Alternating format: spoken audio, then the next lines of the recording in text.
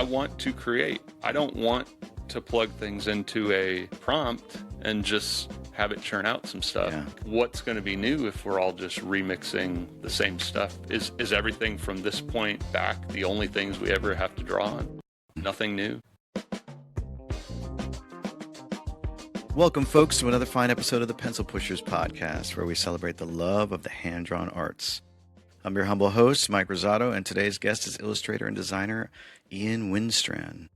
Based in Raleigh, North Carolina, Ian creates highly detailed, vibrant illustrations that sit at the intersection of cityscapes, technology, and imaginative world building. His work is intricate, playful, and layered with visual storytelling that invites you to explore every inch of the composition. Ian has worked across murals, brand campaigns, and large-scale illustration systems, helping clients translate complex ideas into engaging, human-centered visuals that feel both technical and impressive. We'll talk about where Ian grew up, what fascinated him as a kid, how he developed his signature style, and how those early interests evolved into a professional career. We'll also dig into his creative process, working with clients, navigating the changing landscape of illustration and design, and advice for young artists trying to find their voice. So without further ado, I invite you to sit back, relax, and enjoy my chat with Ian. Welcome to the podcast, sir. Thanks for having me. I appreciate it. Absolutely. I'm always mesmerized by how many incredible creatives there are just in this area. You know, we're constantly talking to people around the world, which is an absolute privilege. But it's always awesome when I discover people who are right in my backyard and didn't even know about it. So it's really awesome to talk to you as an illustrator myself, a professional illustrator. And I'm just looking forward to kind of getting to know you outside of what I've already gleaned from your work, which is so beautiful. And one of my favorite parts of checking out your stuff is the in-process stuff, which is always really fun. The sort of time lapse where you get to see the process of very loose sketches moving into highly detailed, well-executed design. So it's really awesome. I want to dig into that. But at the beginning, as I always like to do, I love to learn from the beginning where this all started. So could you kind of start out walking us through where design and art and creativity sort of became a thing for you? I would say I was always drawing, even as a kid, coloring, drawing, whatever. Yeah. Into grade school, even I got into comic books and was basically bringing those into class and having them under the desk and just recreating, some of my favorites. So I was always drawing. I was always interested in that. And then as I got into high school and college, kind of got into more of the design side. Okay. Because I saw that was kind of where I could get work after I graduated and stuff like that. Where'd you go to school? University of the Cumberlands. I was actually recruited there to swim, oddly enough. And then I was undecided for a few years. Yeah. And then I was like, I just love art. I love creating. I love the professors. And I was like, this is what I want to do. And it was kind of this weird time where it was there was still a lot of traditional sketching on paper and stuff. Yeah. And we weren't fully digital yet. It wasn't like this. A lot of people still sketch. There's nothing absolutely wrong with that or anything. But it was this weird moment where it was okay, we have a Wacom tablet, but it's kind of terrible. Yeah. The early Wacom tablet. Nice. Wow. But so you had that in your high school? What's that? You had that in high school? I had it in college. Okay, not in high school. But the early ones were not as good as they are now, Yeah. So it was kind of this, I did a lot of traditional stuff in college. Sculpture. Did you go to school for design or? I majored in studio art. Okay. I had kind of a focus. Traditional. In more design. Okay. Yeah. Stuff. And then eventually I was always doing illustration on the side in addition to my full-time jobs. I worked as a production artist for a few places, retouching and that sort of thing. That wasn't always my favorite, but then I was I always wanted to still do illustrations and art and that sort of thing. And I kept doing it, Yeah. I never thought that it would turn into a career and turn into steady freelance work. And then over time, it kind of just happened organically. Yeah. So you were doing more sort of on the edges of design work with production design. And what was that sort of? Tell me a little bit more about that. Were you doing production design for film or TV, or it's was more it when I say like production artist type work, like like retouching, color correction, Oh yeah, sizing, that sort of thing, yeah, like editing and like stuff. editing and stuff like that. I got into a few like e-commerce companies, Okay. and they would like shoot, photos of the products, and I would have to like edit, the background, like the pen tool, like Uh-huh. flipping everything, like AI and like all this Yeah. other feature. It's very old school how we were doing it back then. Yes. But then eventually I made it into like more of a graphic design role, which was more kind of my cup of tea anyway. I got Okay. to be a little more creative. But I worked for this company. Well, at the time it was Canvas on Demand and Great Big Canvas. They're here in Raleigh, and I did some stuff for them and did some design work for them. And oddly enough, so Great Big Canvas, they sell a lot of like stock type images, and we actually created art for that site to sell in house, oddly enough. So I got to like create art that they would sell, and we're paying artists royalties, but the in-house stuff was different, and You didn't get royalties. it didn't get royalties because we were full-time employees. And Yeah. stuff. But it was cool and we were I happy. suppose they own the rights to them too, right? Right. Yeah, Right. yeah. Mm. But we were creating art, so we were happy. We didn't care too much about that. Yeah. Was it a big team or? Very small, Okay. very small. So I got to do a lot of different stuff. There was kind of the pivot to like video with like Instagram and all the like social media companies, and I kind of got into like video and animation. On the smaller the team, the more hats you kind of have. Oh to yeah, wear, yeah. You may know.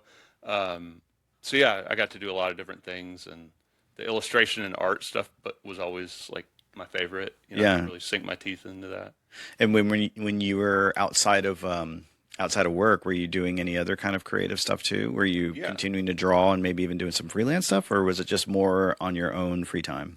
More on my own free time. I Yeah. didn't really. Or yourself. Yeah, I didn't have this notion of like making money or like having a lot of clients and Right. stuff like that. But I have two kids. How old are your Daughter- kids? My son is 14 and Okay. my daughter is 10. Okay. And my wife was like pregnant with my daughter. And I was like, if I don't do this now, I don't know if I'll ever have time to do it. And I started work on like a children's book, oddly enough. That you were writing as well? That I wrote Okay. and like illustrated. And I'm not like a writer, but I knew I had all these children's book authors that I admired from, when I was younger. Oh. Did you have any? Can you call some out that you were? Oh yeah, like Graeme Base. I don't know if you remember the book Hmm. Animalia. It's like Mm-mm. an alphabet book, but each page has like A would have like alligator. Yeah, like all I've definitely seen those. I wonder if maybe I know the book, but but not maybe not the name. the name. Yeah. I think he's like an Australian Okay. artist, but he does really detailed things. I always love that. And there's a guy, Stephen. Do you remember these like cross section books? Oh yeah. That's the guy, Stephen. Okay. I love those. I Yeah. was like, okay, he like cuts a plane in half and Yes. Oh he'll my show, God. like, So cool. here's where the crew sleeps. Here's Yeah. where the luggage goes. All those Yeah. things, or like a castle or something like that. By the way, have you ever seen? I just recently was introduced to this by another podcast guest. There are the kaiju. Do you know kaiju? Yeah. The kaiju cross sections. Oh no! Oh my God. Somebody did those like a long time ago. They did them, I think, in maybe the 60s and 70s Yeah. in Japan, I have seen a few of those. and they're just insane. It's so freaking It shows cool. their like organs and stuff. Yes. Yeah. And some of it, are kind of like robotic, I think, Yeah. if I remember correctly. Just incredible It work. shows like yeah. Godzilla's guts. And Yeah. It's like, who came up with that idea, and who It's just like awesome. woke up in the morning and was like, what if I just chopped up a part of this and just showed what Godzilla's guts would be? They're like, let's put these out there so people believe that they're not like a guy in a zoo. Oh my God. You just gave me an amazing idea of like doing a cross section, like a spoof of one of the kaiju cross sections, and you literally see like there's like a man in there and he's been cut to pieces too. That would be awesome.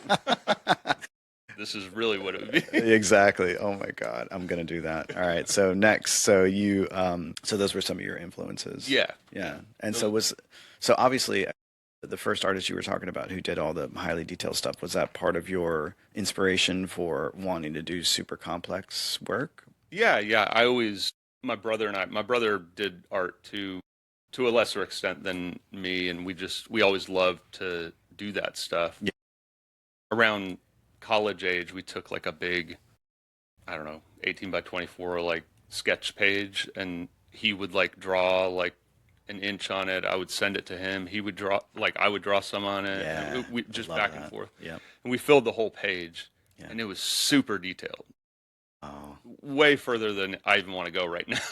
And it took years. Wow. But That's that amazing. served as like kind of a base of like, love this, and like people would see it and like they got a good response, like they liked it too. And so that type of style I took to, and just that's what I grew up with. And Yeah. you know, for whatever reason, I just So it looked like it was almost more informed by your fun little brother project. yeah. Like just getting really detailed and seeing how granular you can get. Yeah, without like pulling your hair out. Yeah, incredible. So you were doing the production design stuff, and then what happened after that? What was kind of next step for you in terms of your artistic journey? Well, for my full-time job, I moved, as I said, into graphic design, and eventually as a senior designer for the same company. Okay. That children's book that I wrote kind of picked up by some like blogs online. It's about like video games and like So you produced it. You had it printed up. had it printed, like Right. all self-published. No publisher, No right, publisher. yeah. I was like, I don't even want to fool with it. I'm just Yeah. going to do it. At the very least, my kids can read it and have fun with it. Who did you go with, if you don't mind me asking? Just like Amazon Create Space, that one, because Yeah. like it's already got like kind of it can go on all the Amazon, tools all the and tools. yeah, It's not perfect, but I was like, I just want to finish it and have it out there. yeah. So I did that. That got picked up by a few like websites and stuff, and it sold. Just on their own, or did you try to I kind of promote to them about the book? contacted like one or two that kind of like do articles about like artists and stuff like that.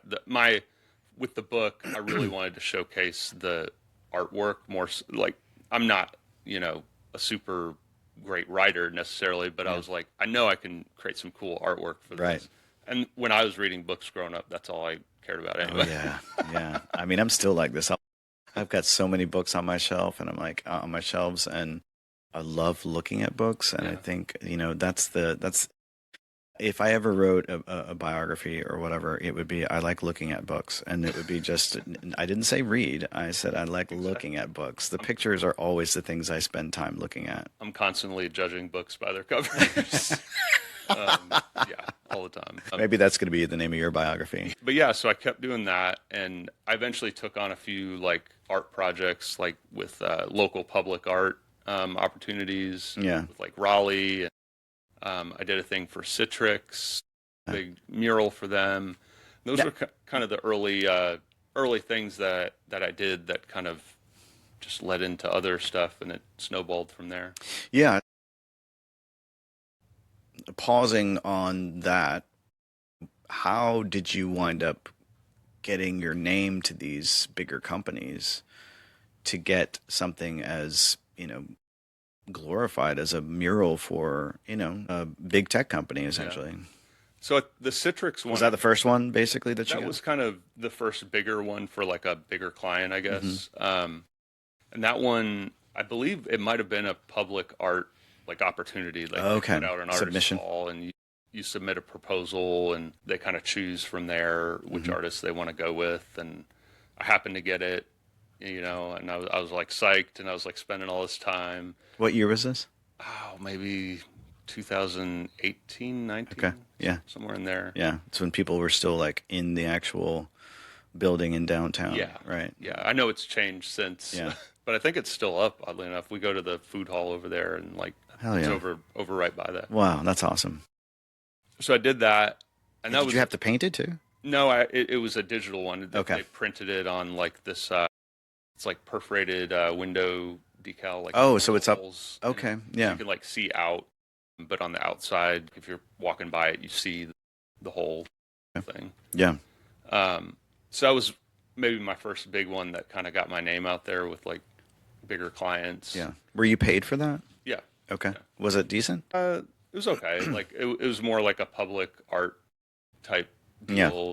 If it had been just me working just for Citrix, it might have been a little, but Right. They had a set like amount that they were going to pay the artist out. So Yeah. Let me tease this out just a little bit. So for people who might want to do the same thing, right? So you saw the request for art, right? For public art through Citrix. How did you wind up submitting? Like, talk me through what was the process for you to make sure that you put your best foot forward?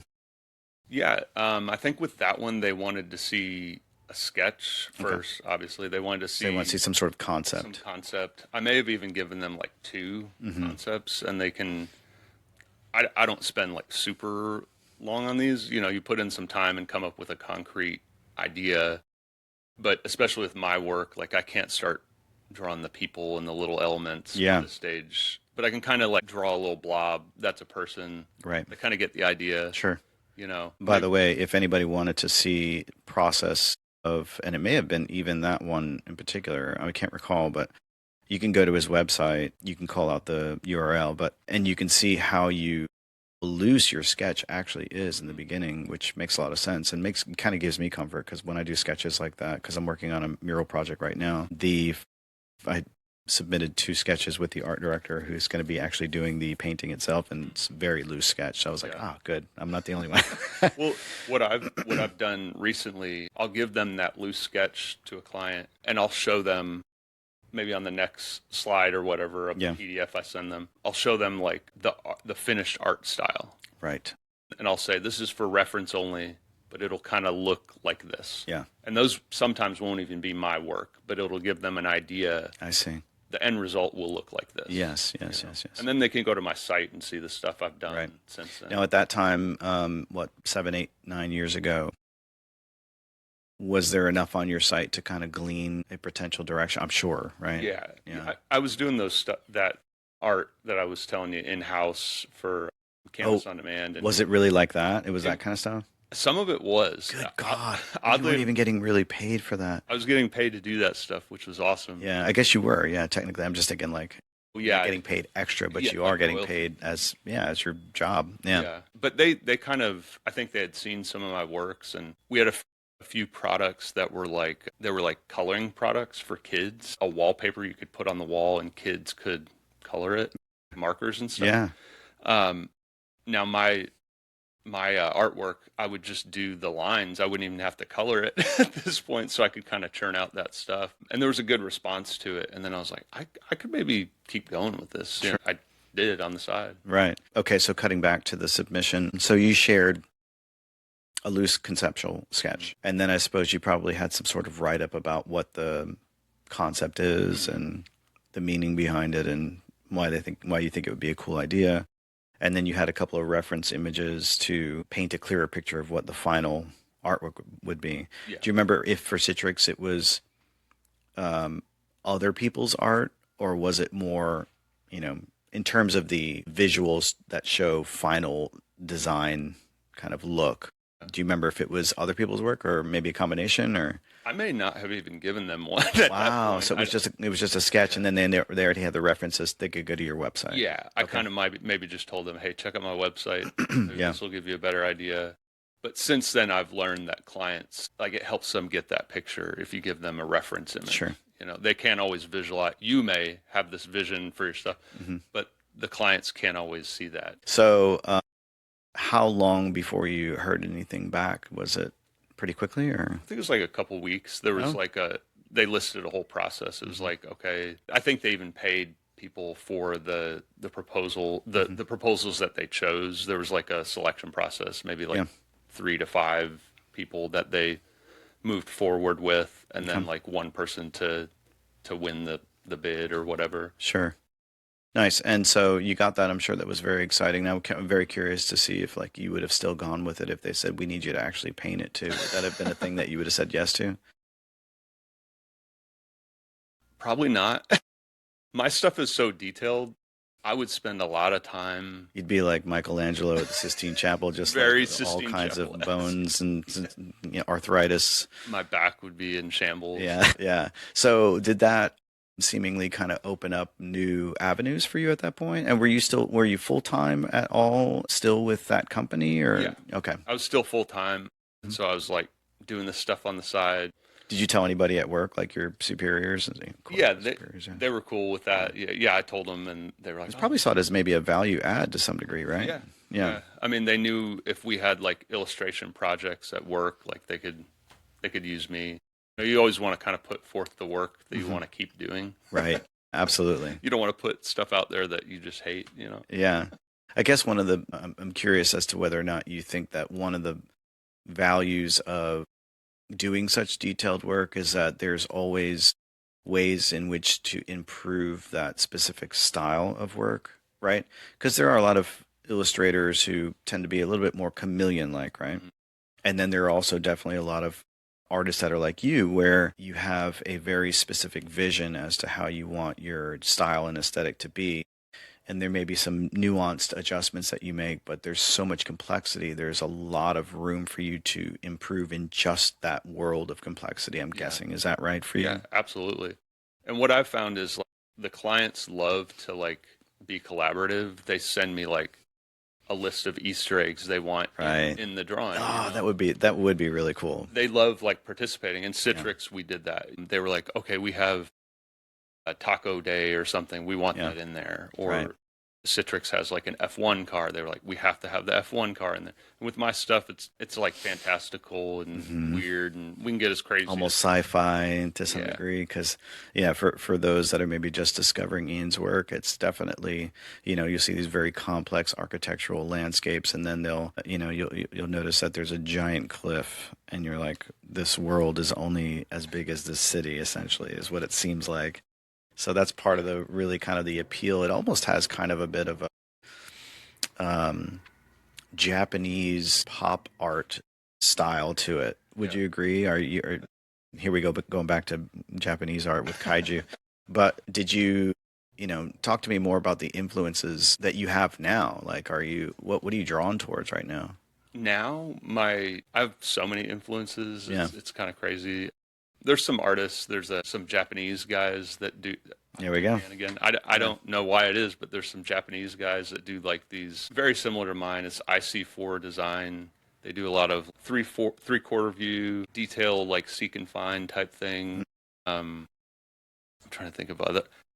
In a weird way, I know this is very different, but Moebius, the Mm-hmm. comic book Oh artist yeah, from like the beautiful. 70s. Yeah. Like I love the sci-fi Hmm. element of Big his. landscapes Yeah, and yeah. super detailed in Hmm. a lot of the works. And it's like it's sci-fi, but it's not like it's bright colors still. Hmm. It's not like post-apocalyptic Right. sci-fi, Right. and I always like that more Yeah. so than the darker Hmm. stuff. It's still cool. It's just my style is.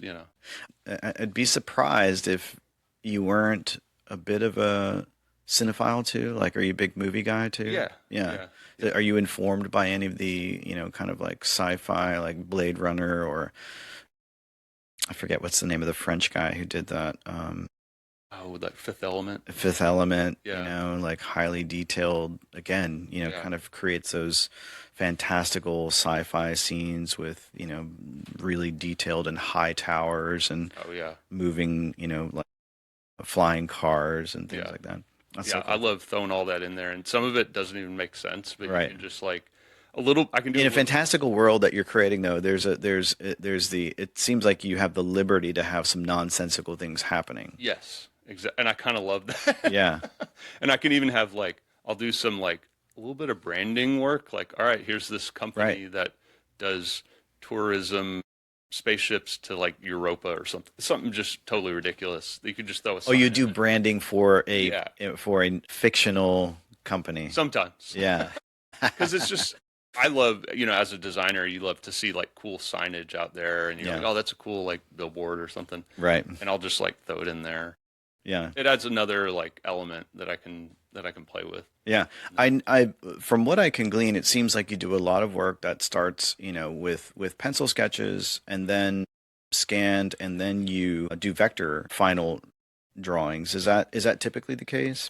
I'm actually like I use Photoshop and I You I use use Photoshop? Procreate for like the line work. Oh, The vector I do some vector work yeah. like with like if I need just the smooth lines or if I'm blowing it up or Hmm. what have you. But I just love the freedom of like it feels more like drawing to me, Hmm. Hmm. coming from like pen and paper. Procreate, I'm like the biggest fanboy of that Oh, app. dude. Like Yeah. So I amazing. find myself if I ever draw like on a paper, I do the double tap to undo Oh, dude, on paper, and I'm man, this is what's so wild about like the world we live in now, because it's such a marriage of physical and digital life that we live. And my brain sometimes will pull out like photo albums from when I was a kid, and I'd like look at something, it's like a picture of my mom when she was 32 with like family members all around, and my inclination is to like trying to pinch and zoom, yeah. like with a with an actual like 3x5 photo. I'm like, nope, that's not the right application. Hold on, Mike. You're in real life now. Exactly, yeah.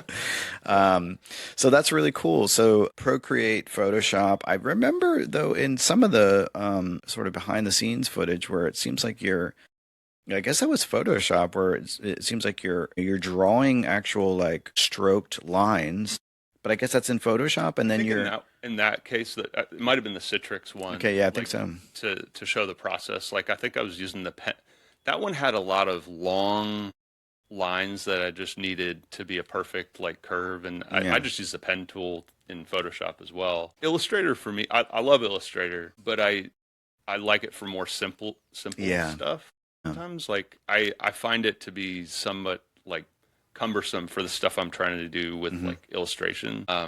Procreate, oddly enough, depending on the size of things, like it gets me like 90% there, and then Yeah, I can take it into Photoshop to do some color, yeah, changes or whatnot. yeah. Do you find you have a little bit more freedom with Photoshop when it comes to color? Yeah, Yeah. me too. There's not as many like layer adjustment type stuff in Hmm. Procreate. It doesn't have all the bells and whistles that, Photoshop has. Photoshop does. Yeah, So, yeah. yeah. So what was the next thing? So after Citrix, what was the next big thing that you were like, oh wow, I got this gig now? Yeah. Trying to think after that. Might have been a lot of like I did like a magazine cover for like Northern Virginia magazine. Like people started contacting me. I did a little bit of like Was Citrix kind of was that um, a lighthouse moment where people could find you a lot easier because of that project? You promoted in any certain way to kind of get more people to get eyes on you? yeah, I would try to post on like Instagram and Hmm. stuff. I'm actually I need to post more. I'm kind of terrible at that because I spend so much time doing the stuff, but Yeah, I don't always want to like spend more time like right. creating it for my portfolio and little Yeah. like I saw things. this meme the other day. It was like it was talking about like Miles Davis. Like, it said something like, can you imagine Miles Davis being told he had to like post on Instagram every 2 days? A clip of him doing a run on his Yeah. trumpet. Hey Miles, can you do a TikTok? Yeah, exactly. Like, and I just like I'm probably not the best at like self promotion Yeah, necessarily because I get enough work. Like, I don't mean this to sound braggy or yeah. anything, but I get a lot of people Brad, dude, Brad. I get people contacting me, and I'm Yeah, just like, I don't know if I posted more. Like, I might have too much that right. I might not be able to handle it all. Yeah, I've already had to decline stuff. work. Yeah, that Yeah, I'm like, and you're full time. yeah, This illustration is right now. yeah freelance. Okay. Yeah.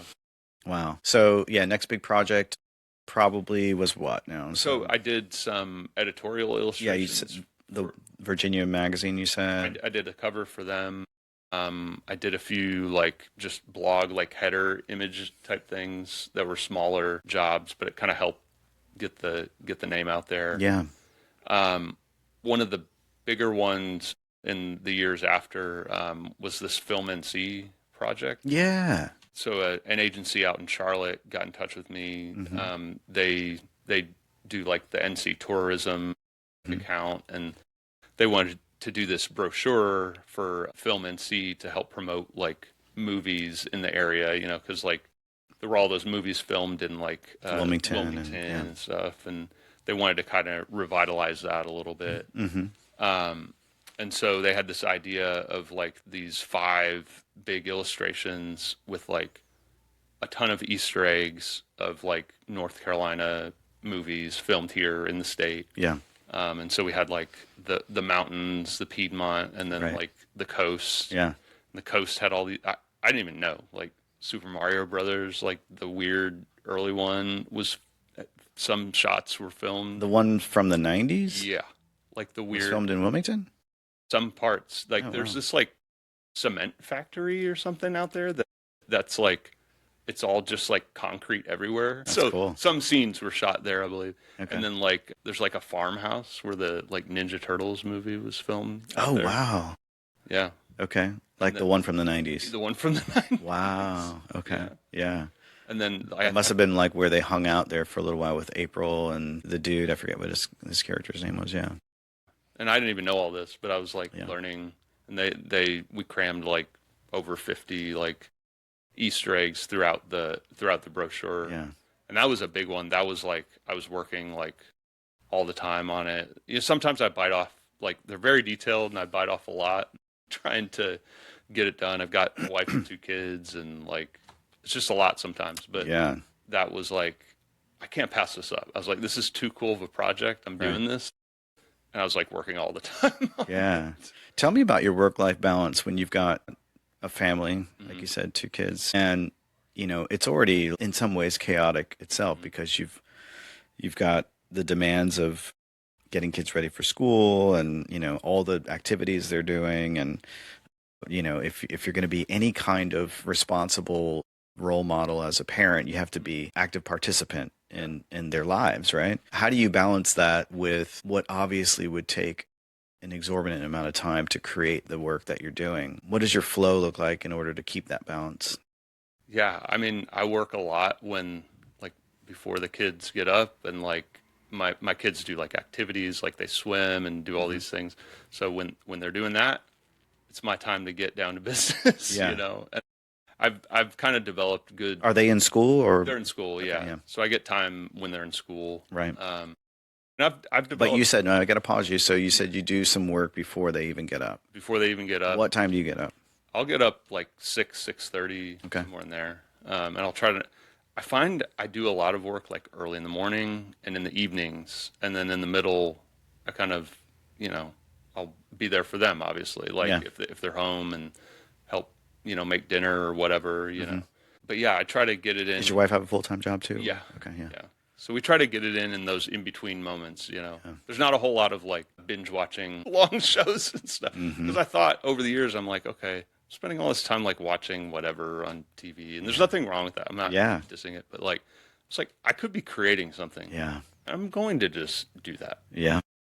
Yeah. And so I do. Right. I remember, I forget who, this was another quote that I saw that I thought was so brilliant, where they talked about all of these, incredibly prolific creators, whether they're writers or scientists or artists who produced so much work before the advent of TV. You're like, how did they produce all of that stuff in such a short, and it was a lot of times in such a short period of time. And it's because they really didn't have all these other distractions that would slow down their, not only their, the hours that they would have, but also just the flow, like if you can have less distractions, you're going to create more of a creative flow where you have this rhythm that happens, right? And so I applaud you, because there are definitely times where I'm just like, you know what, I really just want to sit on the couch and watch TV for about an hour and a half and watch 3 half-hour episodes. Yeah. So do you find that you're pretty disciplined now at this point as far as what that rhythm looks like for you? Yeah. Yeah. And I have like a mode. I don't know about you, and everybody's process is different, but like I have like a conceptual mode where I'm creating the concepts and the sketches, and I'm like, okay, I need to really, really focus on this point. I kind of cut out all the noise. I'm coming up with an original idea. It needs to be good, Right? because if I go to the next stages and it's not that I don't have a good concept or idea, I don't want to go through the next part of the process. You know what I mean? So the conceptual stage, and then. And what does that look like for you?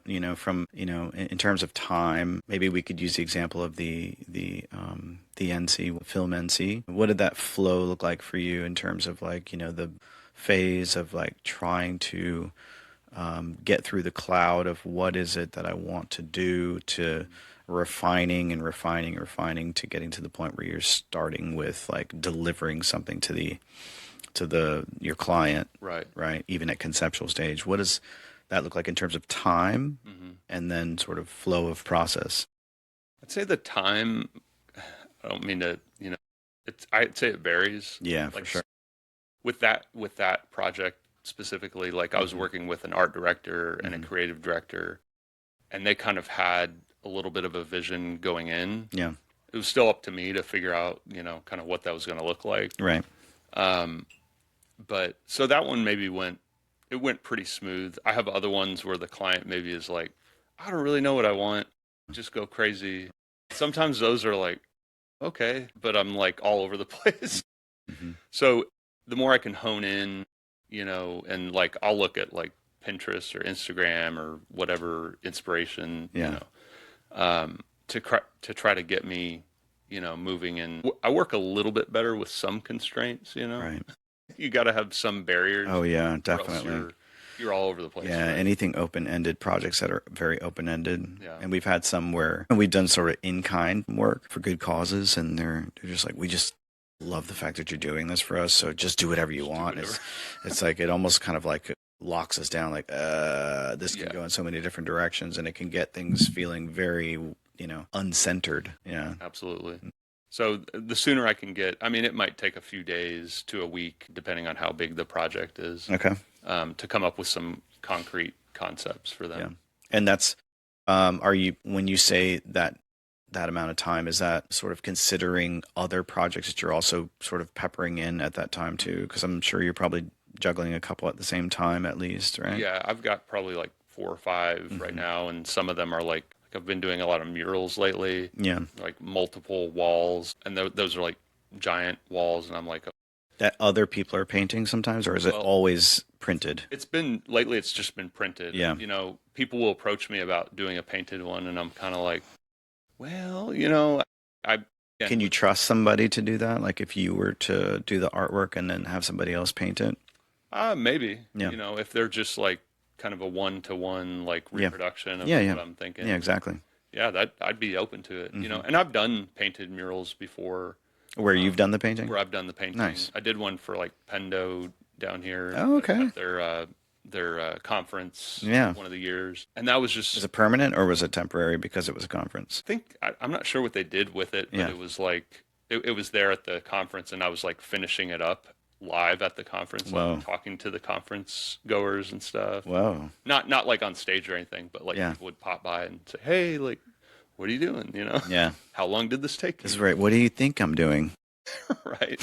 So I got it like pretty close to done, Right. so I didn't have to like, if I'm trying to come up Yeah, with you don't want to be stuff- distracted or like I can't get into a flow. Right. Exactly. Yeah. How was that experience, by the way? It was fun. It was fun. I was a little worried. Was it a little nerve A wracking? little nerve-wracking going in. Yeah. But then once I got in the groove, it's like anything. Like once you start and kind of get in the mode of it, you're fine. Yeah. And I was right. just like, all right, I'm just drawing. Yeah.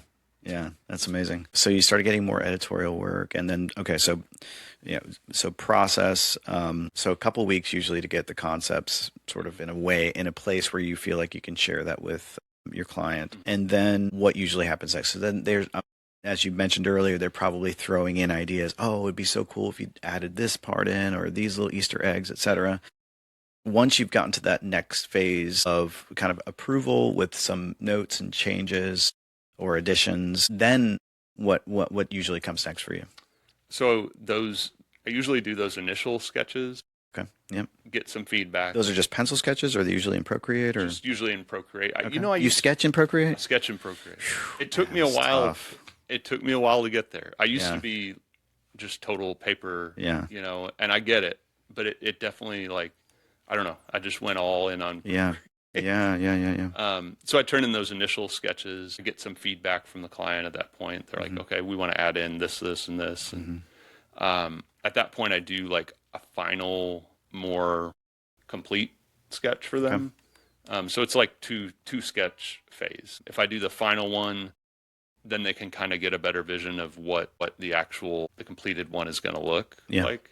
And so I'll give them maybe some color options at that point as well. And then, usually there's not much feedback. I try to get all the feedback at those two stages, because if I'm like altering the final, it gets a little dicey. Yeah. I don't want to go back after I've completed the thing. And so I try to get any feedback Notes out. rounds, Yeah. those knocked out. Do you ever have any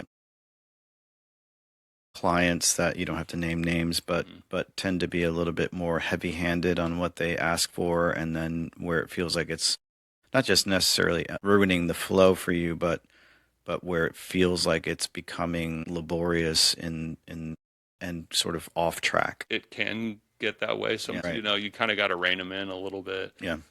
If they come in with an idea and they tell me, we want this amount of Easter eggs, these buildings, these landmarks, whatever, I can kind of quote them off of that, give them a quote Yeah. we both agree on. Yeah. I'm doing one right now that has 2 revisions built into the contract, so as long as we're good with those, there's a lot of that. Having that contract just being tight So important. is just, it helps. It saves me so much headache. Yeah. This is a public service announcement for artists, by the way. I can't stress enough while we're talking about this how important it is for you to really dial in your contract, because it is so easy and unbeknownst to them, and it's not even necessarily, the client being a bad person or a bad client. Scope creep can be your worst enemy, and even before that, you're a contract that is not clear as to where your guardrails are in terms of what the expectations are, where you have room and where things start and stop. If that is not clear, you can run into so many problems across the board, and it can create an experience that is bad for your client, bad for you. So it's really important for you guys to really lock in what the expectations are as clear as possible with your contract. So just throwing that out there. Yeah. It'll save you so much time. Yeah. So you've had some of those incidences. Yeah. I've definitely, and sometimes like if I'm working for an agency who in turn is working for the client that is, I'm working for 2 parties basically, right? The client gets the end illustration, so I have to get it approved by the agency, and then in turn we'll present to the client maybe, and then the client is like, I don't like this and this. Maybe that is different than what the agency told you. If you're working with good agencies that like know their clients, know what they're going to like and not like, that helps a lot. Yeah. Like a lot of times they'll say, okay, like the client usually points out this, maybe we avoid putting that in there, Right. That sort of thing. Right. It seems to me like you're pretty cognizant of the things to pay attention to. Yeah. Right. Yeah. And how do you handle the sort of trickier parts where you start to feel like things are going off the rails? Like, how do you personally work with, your client or your clients, to make sure that things stay on track? How do you verbalize those kinds of tricky conversations where you're like, this is starting to become a problem right now? Yeah. I would say for years I was terrible at that, just to be honest. It is a skill. I was like so happy and grateful to be doing the work, and that is great for you to have that feeling, but you also don't want to let, people walk all over you. Yeah. And you just have to speak up. A lot of times it's easier kind of just through email. Yeah. You're not, hey, this one's kind of, we're getting outside of the scope a little bit. This is a little bit outside of what we talked about. I don't know, maybe you come in with, I can do this extra work for you, no problem, but this is my day rate or something like that. You know? And they can choose to go with it or not. That's always a good way to get people back on track, is by saying, okay, here's where we start charging extra. Putting a price tag on it. Yeah. And if you're working with good people, like usually it's not a huge issue, everybody has different budgets. Like you said, you guys do some stuff maybe for like a nonprofit or something. Those types of things, I don't know about you all, but like some of my bigger clients that have big budgets, I'll turn in stuff and they're like, yeah, this is great. here's a Yeah. check. Yeah. Have at it. It's such a beautiful And thing. then like smaller ones are like, well, Right. this. It's always the case. I've heard Yes. other designers talk about it, and Yes. it's always the case. Yeah, yeah, definitely. I mean, I think we've experienced a little bit of both with regards to the larger clients, because sometimes the larger clients come with more people that can be tied to a project, and then it could be kind of a too many cooks in the kitchen scenario, and that's Yeah. where things can get a little complicated. And again, it goes back to being able to go back to what the contract is. I mean, we always say in the beginning, like, it's not uncommon for, and this is a good thing, where a client will say, who needs to be a participant on our team in the decision making of the process, right? And I'll say, like, the smaller the decision making team is, the better. And it's always good, number one, to have consensus on responses, like in terms of, like, we do a lot of like questionnaires and stuff for our brand identity work and stuff like that, and also give the ownership to the people that we're actually talking to. You guys are guiding the process. You're the leaders of your team. So at the end of the day, make sure that you take ownership of that. It's great to get feedback from other people. Find the spots where you feel like that makes sense, but it always gets messier the more people you have in there, because if you've got 15 people now who are trying to decide on something, and one person says this looks like a purple elephant, then it derails the entire project, and then you got to do all kinds of climbing back out of the hole. Absolutely. Yeah, so yeah, it's incredibly important. So that's awesome that you're super communicative about stuff like that. Walk me through what you think is the kind of an ideal client collaboration. Like, what's a good client project in terms of collaboration for you? What does that look like? Yeah.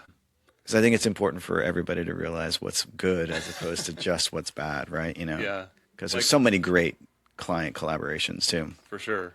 Yeah. I think the film NC one was nice. I kind of prefer working with like art directors sometimes, depending on their, who they are and how they work. But it's kind of nice talking to somebody who knows your style, knows what you're trying to accomplish, comes in with an idea, but still gives you the freedom to flex your creative muscles a little bit. I think that's kind of the perfect, like, we talked about like guidelines or Guardrails, yeah. guardrails. Yeah, I think coming in with that helps me stay focused, because like I said, sometimes if it's open-ended, I'll get all over the place a little bit. So yeah, like I like working with agencies and art directors, and like you said, smaller teams kind of helps. Maybe one or two people making the decision. Yeah, I would imagine that art directors probably, because it's really their lane, makes it easier for you to get what you need out of the project in terms of like discovery. Talk me through, where's this going? How many panels or how many different pieces are we doing? What color scheme should we be working in? What's your timeline like? What are the expectations? Who's the audience? Things like that. And art director is probably going to be super clear about what they envision. So that's probably kind of an ideal scenario, as opposed to just somebody who's like a client, who's an owner of a company, who wants to have something cool but doesn't know how to necessarily articulate it. It's like art directors were speaking the same language almost, and we can I can pivot off of them for ideas maybe, or whereas working with somebody who's just like the HR person or whoever, they might not have where they want to go with things. Absolutely. Yeah. So anything else that would make an ideal client? I've always leaned into like the ones that, want to go like sci-fi with things. I love. So there's always like a lot of like tech companies are cool with it, kind of Citrix is that type of stuff. I love. If we can put that in there, that's awesome. Yeah. It doesn't work for every project. Like there's some that just want to do more of a traditional like scene. And I'm always like, the kid in me is always like, can we throw like Godzilla in there? Like, can he be sliced up in different? Man, they're so good. In fact, I'm a huge fan of Alamo Draft House, where they have a lot of like old school stuff that they show, and there's a kaiju section there with like some Godzilla stuff. I'm like, man, I need to make time to go out and see that on the big screen. Yeah, my parents would go to like the library, and they would like have VHS tapes to rent, but they were always like a little bit on the fringes.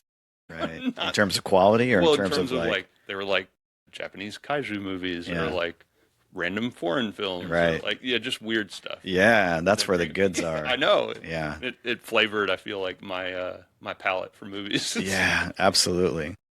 Once you've kind of finished a project like Film NC,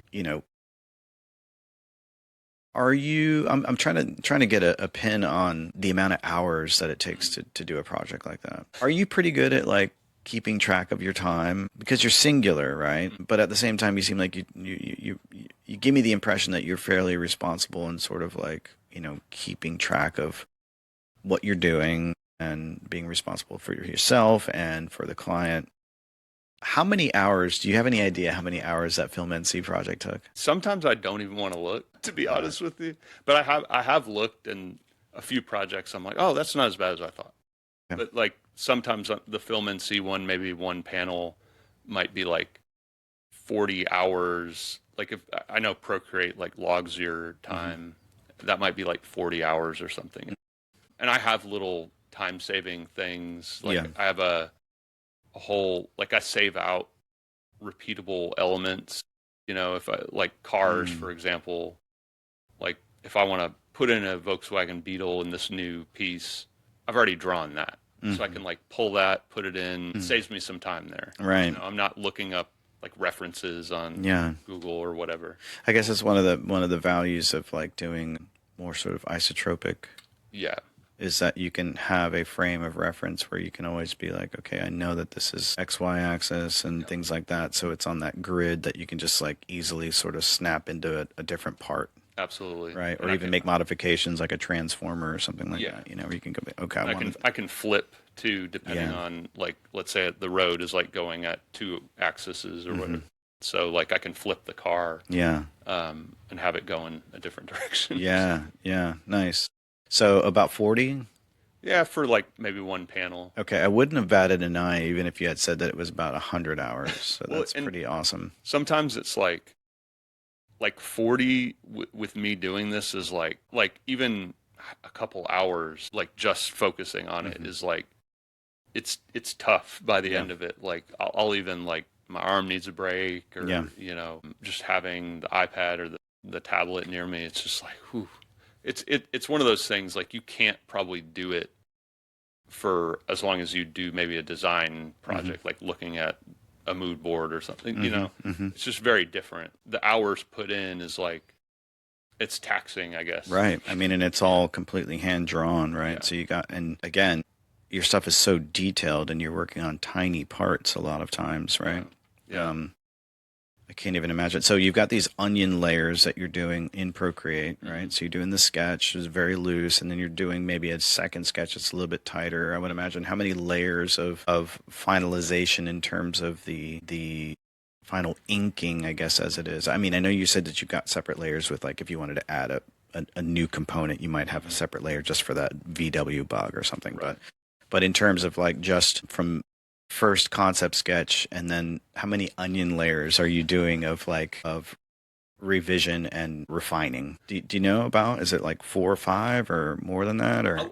By the end, I have one like ink layer. Okay. That like, so I'll take that Volkswagen Beetle or whatever will be flattened into the road, and that might be on a new document, so I still have the piece movable if I need it later on. But I have the ink layer, then I have like a flat color layer where I literally fill everything in. Right. And then I have like shadows, highlights. Then I usually, at that point, I'm in Photoshop and I'm like kind of color grading a little bit, certain spots. Like if I want like text to pop out more, if I want like certain transparent bits like windshields or windows or something, like I'll do those on a separate layer and lower the opacity, layer styles, all that stuff. That's awesome. But maybe like 15 layers. I don't know. Okay. Yeah. Maybe more. That's not as not as bad as I would have thought. Now that I know that you're including obviously the colors and other things like that. I want to pivot because, we have a little bit of time here, but I'm very interested to get your thoughts on the permeating talk that I keep having with all of my hand-drawn artists that come talk to us about where you see technology affecting our industries, I should say our mediums in the hand-drawn arts. Where are you seeing change for you? Are you optimistic? Are you pessimistic? Where do you stand on it? Man, yeah, that's a tough question. I would say like I I've not seen any changes happen with me. Like I've not lost work, thank goodness. Hmm. But I understand like AI and things of that nature. Like I don't paint with a broad brush. Like I think there maybe can be applications for use it, you know. I don't use it one bit in my illustration process at all. It's just like a bridge I won't. For me the process is part of the joy I get from doing it. I even put like an AI clause in my contracts now just recently that Mm. that nobody can take what I'm giving you and plug it into a large language model. I think it's just like I don't claim to know what's going to happen to the future. I'm going to keep on doing my work the way I've done it. I think that I saw this article recently. It was my kids have played Minecraft at various Right. times. I don't know, Yeah. Yeah. Yeah. but so I saw this AI thing where the AI will create Minecraft buildings for them, and I was like, whoever made this, I'm not hating on you, but like Why? you're missing the The entire entire point of point. why my kids play that. They want to create. Yeah. I'm the same way. I Yeah. want to create. I don't want to plug things into a prompt and just have it churn out some stuff. Yeah. Where's the joy in that? And also, I think what's going to be new if we're all just remixing the same stuff is everything from this point back the only things we ever have to draw on, nothing new. And I've even tried to recreate my stuff just to see, and I couldn't even get close to what I would have created, Right.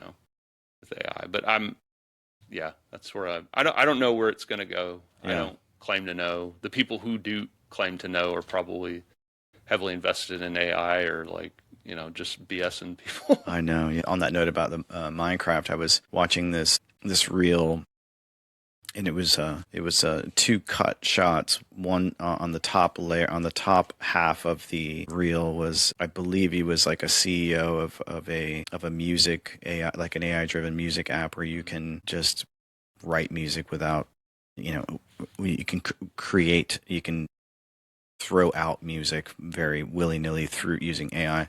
And he was saying that, nobody wants to go through the laborious task of learning how to play an instrument, Hmm. because it just takes too long to learn how to do all that, and to, learn how to create, write, to run your fingers across a board, on a guitar, a fretboard. And it's just, again, it feels like you're just missing the entire point of playing music. Part of that process is the process, Yeah. the process of the struggle. That's part of like why it's important to even create. It's not the end goal, most of it. And I've found this to be the case for me. I have found that most of the joy that I have gotten out of being an illustrator is the process of the struggle. And if you remove that part of it, it makes it pointless. Makes creativity pointless to some degree, because the journey is literally 90% of it. And also at the end of it, you never really, it's rare that you're like, I am so thrilled at the outcome. You're always going, now that I see it completed, I can see how I can do better the next time, right? And so being able to actually like reflect on not only hustling, working hard to put it all together as best as you can.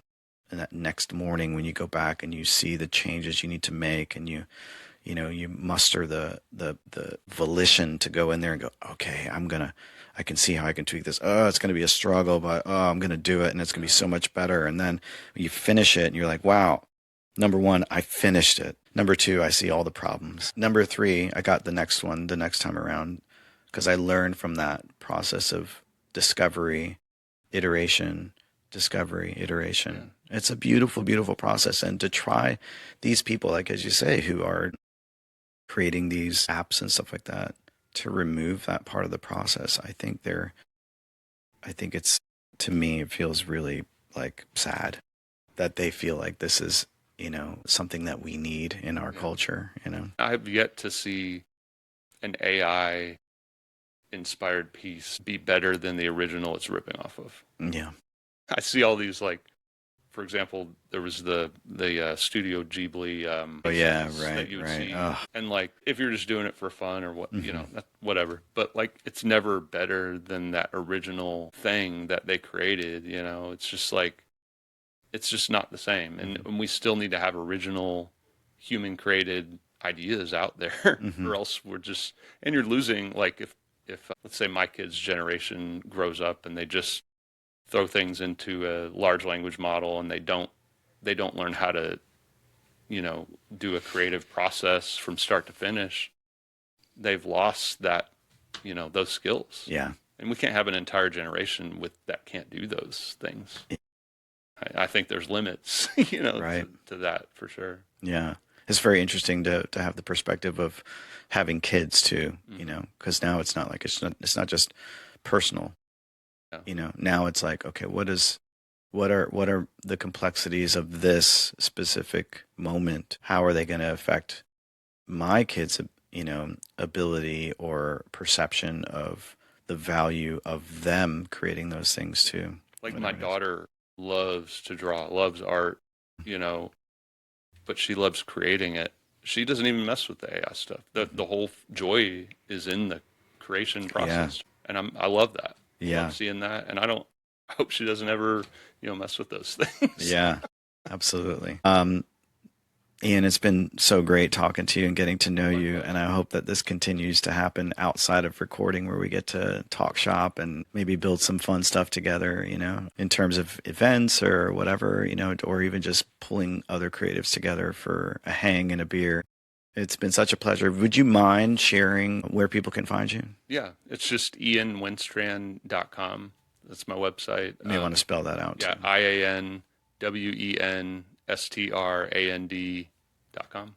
Awesome. And you're also on Instagram though, right? I'm on Socials? Instagram. I need to post more. I'm really busy right now, but I'm gonna post more. It's just like hashtag Ian Wenstrand or whatever, at Ian Wenstrand. Awesome. I wish you continued success, and I can't wait to see what you do next. Yeah, appreciate it. Awesome. All right, man. Awesome. See ya.